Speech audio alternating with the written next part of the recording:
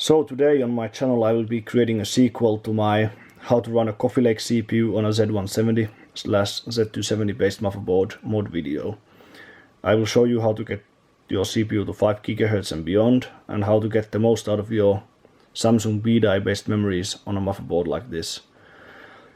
Deleting your CPU will obviously play a big part in maxing out your performance, and if you happen to have a lucky CPU sample, I would highly recommend you delete your CPU to get the best possible results.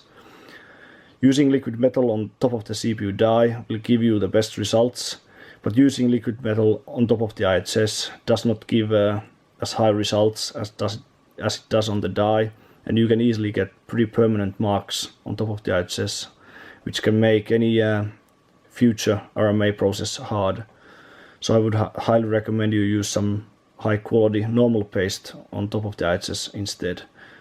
Something like thermal Grizzly conductonaut or the blue Kingpincooling KPx paste works really well. Kaby Lake and Coffee Lake CPUs respond really well to temperatures, and if you can drop your core temperatures, let's say 20 degrees under load, you can easily get 100 MHz higher overclock without raising the CPU voltage at all. You should also keep an eye on your VRM temperatures. Even on these higher level motherboards, they can get quite hot when you let the system to run for long periods of time without any airflow on top of the heatsink. For my testing purposes, I have a fairly powerful fan mounted on here, but when you put this rig in a case, you should make sure you have some airflow running over the CPU socket and the VRM area to keep the power phases cool when you run this system 24/7. This video applies as a guide to any Coffee Lake based system really, and if you have any latest Asrock motherboard, you can use this as a guide to get the most out of your system. So as you can see, I'm in the BIOS now. I'm running L7.51D BIOS with an 8700K CPU. Now there's not a whole lot you need to change in the motherboard's settings section that would affect your max capable overclocks. Some people do like to disable the CPU C states or the speed step, but I don't really find them necessary. When you disable them, you can force the CPU to run at a higher power state in some situations, but other than that it's not really necessary. The only thing you need to change is the USB PS2 simulator if you want to install Windows 7 or older operating system with this motherboard, and without this your mouse and keyboard will not function when you first boot the OS. If you are running an undeleted CPU, I would recommend you first start at around 1.2 V-core, as otherwise the CPU temperatures really go high pretty quick. Good CPUs will do around 5 GHz in many situations with that voltage, but I would recommend you start around 4.7 to 4.8 and work your way up from there. Cache speed is not so important on mainstream CPUs as it is on X299, so I would just leave it at something safe like 4.5 and try to max it out after you have found the best speed you can get for the core. However, at the bottom of the CPU section you can find some power limit settings. I would max them out just to be sure you are never limited by any power limitations. So I would just type in max value on the bottom 5 settings you can find here. They are using max value here is fine, even though the values sound pretty high. In the voltage section, you need to find the best possible load line calibration setting for your motherboard. On latest Asrock motherboards, the level 1 is usually the highest, and when measured with a multimeter, the voltage is pretty much the same under load as it is set in the BIOS. The VRM switching frequency, you can experiment with the setting, but I can already tell you its effect is next to zero, and if you run it at a high setting, it might increase your VRM temperatures as well. So if you are already having issues with high temperatures, then I would just recommend you put in the lowest value here. You may want to try the higher settings, and you may get a small help on the voltage requirements per given clock, but other than that it's not really important. These few settings here, they are not necessary. The only thing you might want to disable is CPU SWIT.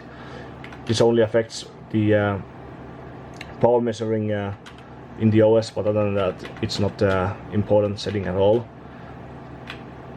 DRAM voltage, VCCIO and VCCSA are only important for memory overclocking really, and I will get to them later.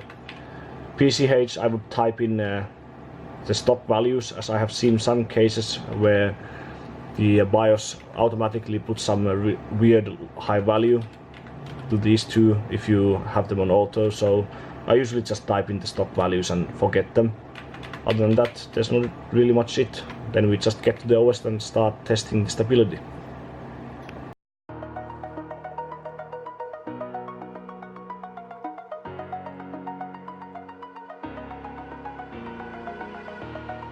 Over the edge, feel like I'm floating through the air.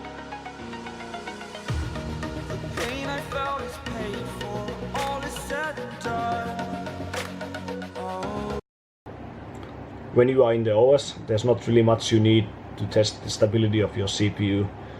You pretty much only need CPU-C to show the CPU core, cache and memory speeds, and as well as the voltage and the load, and then some temp measuring program. Core temp is really nice as it's really small and not really resource hungry, but also hardware monitor is something I could recommend to show the CPU temperatures. When I usually start to test CPUs, I run Cinebench as it's really common and fast benchmark and shows a good indication of what the CPU can do, but it's not enough at all to test the daily stability of the given CPU setting. Here I'm running 8700K at 5 GHz at 1.24 set voltage. CPU-Z reads it at 1.23.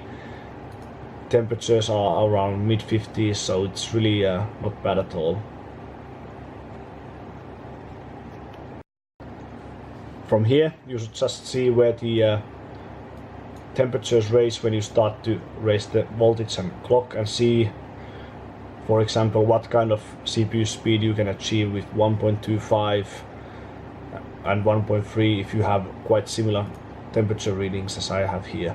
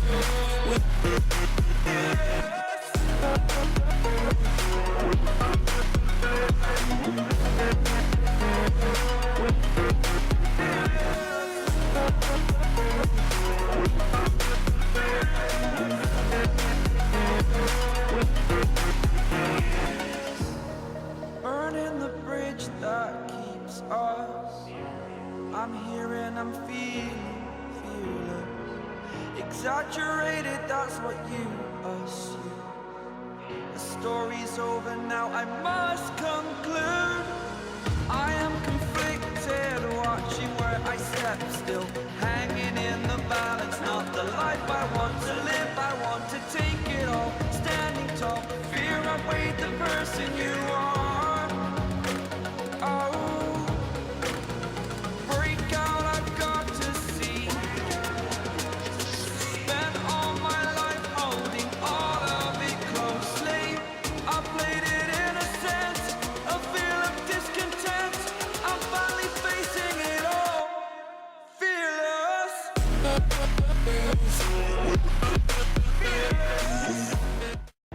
You have to decide if you want to look for AVX stability, as in case if you run a lot of professional programs such as video editing applications and similar, then you might want to utilize the AVX negative offset to run a lower CPU speed for applications that can utilize the AVX instruction sets.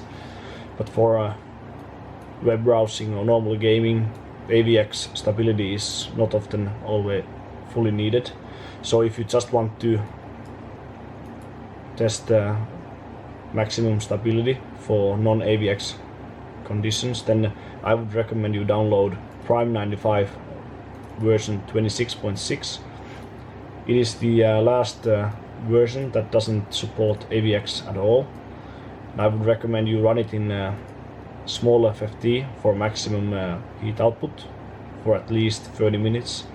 Some do run it overnight, like 12 hours, but it's really up to you. But you have to remember that this is just a simple synthetic benchmark environment. So even if you are stable in this for hours and hours, you might still crash in a game such as Battlefield 1 or some similar game, as it stresses the overall system a lot more than this.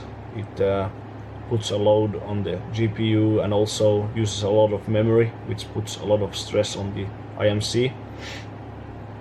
But here you can see the temperatures do not differ much from Cinebench. At 5.2 GHz and 1.3 volts I was around 60 degrees in Cinebench, and now I'm close to 65 but slightly under, so there's not a lot of difference here. As I said earlier, you should keep an eye on the VRM temperatures. I've been doing a little burn-in test here to see how high they can get with only light airflow over them. I've been running Prime 95 26.6 for over 30 minutes now, and we are reaching around maybe 50 degrees on the VRM itself. The heatsink is around 38 and the V-core caps are around 50 degrees, so it's not that bad at all considering it's a Z170 motherboard.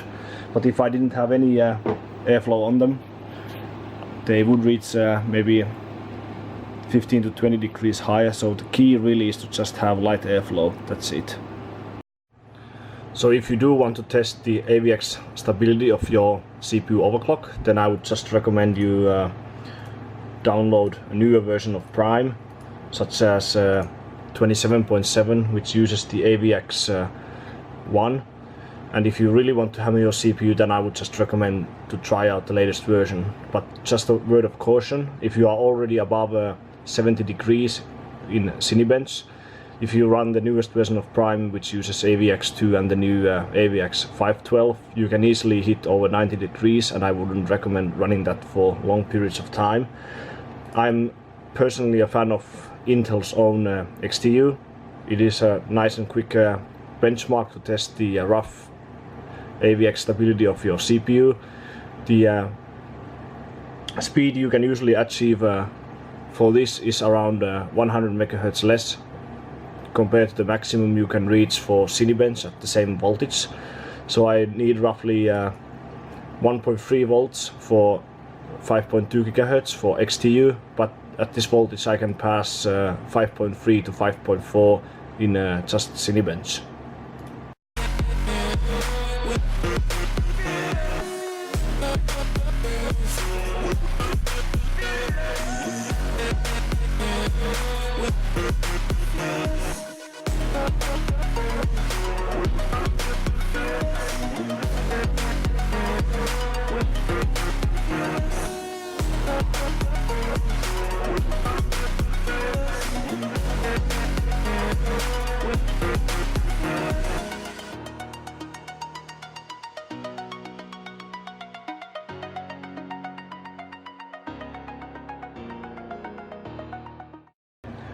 Now, when it comes to the memory overclocking of Samsung B-die based memories, I would recommend you try to get the best possible memory speed using 16, 16, 16, 28, 1 memory timings, as this offers a nice balance between raw DRAM frequency and memory latency, and using any looser main timings doesn't always guarantee a much higher memory frequency. For starters, I wouldn't recommend you have any values typed in on the memory subtimings, and I would just recommend you start at around 3733 or 3866 and work your way up from there using 1.4 to 1.45 set DRAM voltage. Usually this is fine up to 1.5 for daily, as there are already DDR4 kits out there that have 1.5 set voltage in the specs, and the vendors offer lifetime warranty, so it's pretty safe value to say the least. On the VCCIO and VCCSA, I would recommend you start at around 1.25 volts on both of them, which is pretty high, but once you have found good memory setting, you can try to come down on both of these two and see where your stability ends. I would always recommend you use command rate 1 instead of the standard 2 that is labeled on the sticks, as this has quite big impact on memory performance, and 1 is usually pretty easy to achieve on good motherboard models. You have to remember though that motherboards with only 1 DRAM slot per memory channel can reach much better memory speeds than compared to the standard 2 slots per channel motherboard layout. To test your memory stability in the OS, I would recommend you download the latest version of HyperPie Benchmark. You might be familiar with SuperPie from past years, and this runs exactly the same test but on each CPU thread, not just on one, and this gives a lot better view of your overall memory stability. I would recommend you run it in 32M mode and on each CPU core. I would also recommend you download Asrock's timing configurator, which is a nice small utility to show all the memory timings in the OS. This works on any motherboard model, no matter which brand, as you can't change any settings in the OS with this. This is only to show what values you are running.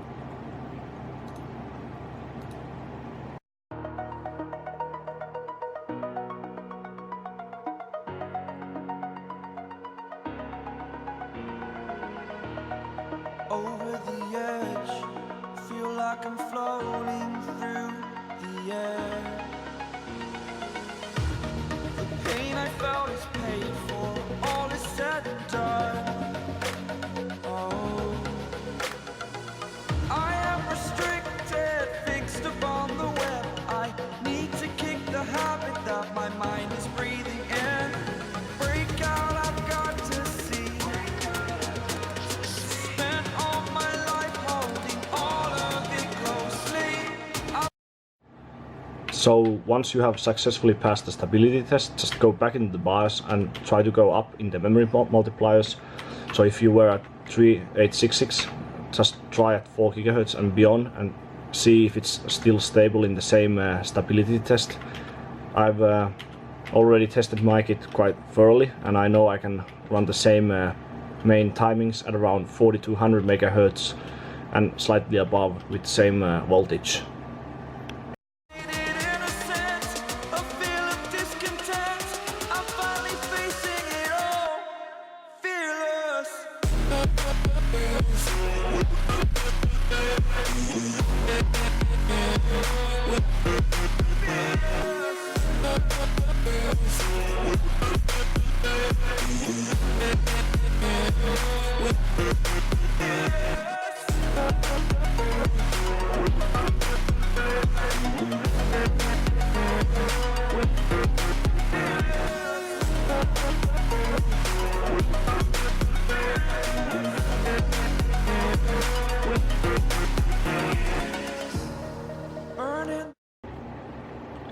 There is also quite a lot you can improve by tightening down the second and tertiary memory timings, but you have to accept that when you start tightening them down, your overall memory frequency usually comes down as well. But in the end, the overall memory performance goes up anyways, if you don't have to sacrifice too much frequency. There are some few important timings I have set manually here. You can copy them and try if they work on your system also. Well, how I usually test this, I just look at what the auto value is and just try to come down by myself and see if it remains stable.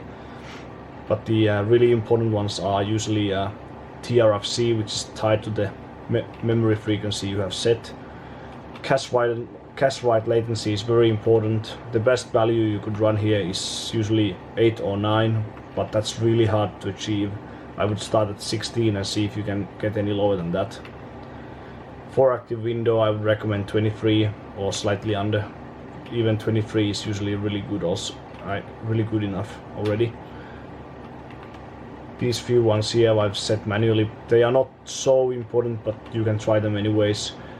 What's really important here are the last two from these third timings. It's the TVR, -DR and DD. These usually are set really high on auto, but the best value you can achieve here is 4 and 4.